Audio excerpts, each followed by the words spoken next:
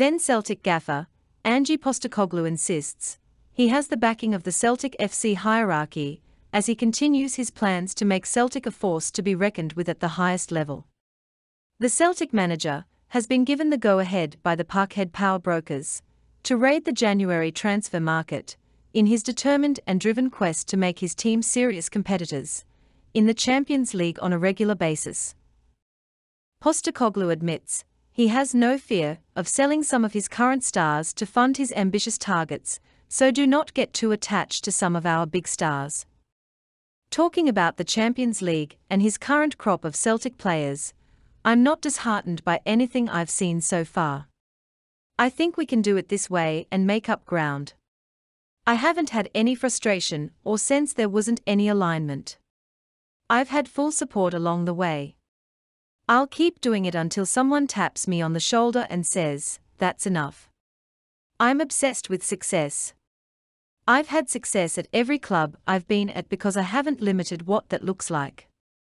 I see no reason why this club can't compete in the Champions League regularly.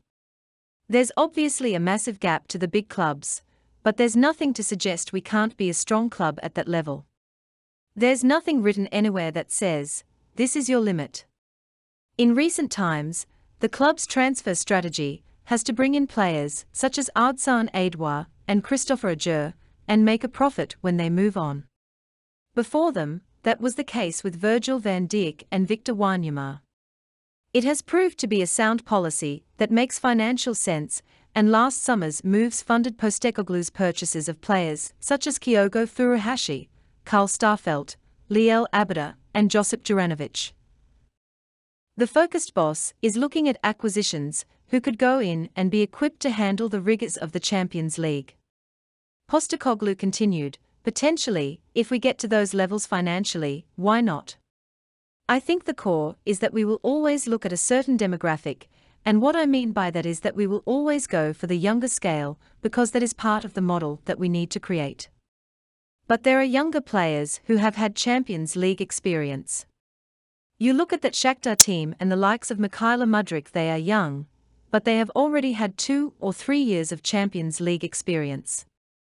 That is obviously beyond the financial levels we are at, but there could be clubs where we could look at younger players who have Champions League experience. Asked if that meant rather than buying a £2 million player and selling for £10 million, he wants to buy for £5 million and then £10 million and flog for £20 million. The Celtic manager, talking about the Celtic growth plan, said, "That is the way to go. I think that is how you get yourself up that ladder. That must still be underpinned with good decisions, because whether you spend £1, £5 million, £20 million or £50 million or £100 million, if you are getting it wrong, then you are getting it wrong.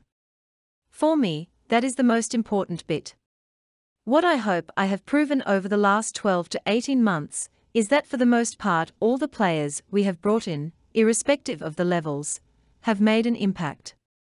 There is a trust from the club that whatever the spend is going to be, provided we go through a similar process, that if we get it right then we should be getting really good players." Postecoglou added, "If you compare us to similar-sized clubs in Europe, they are very aggressive with their trading. You have to take opportunities.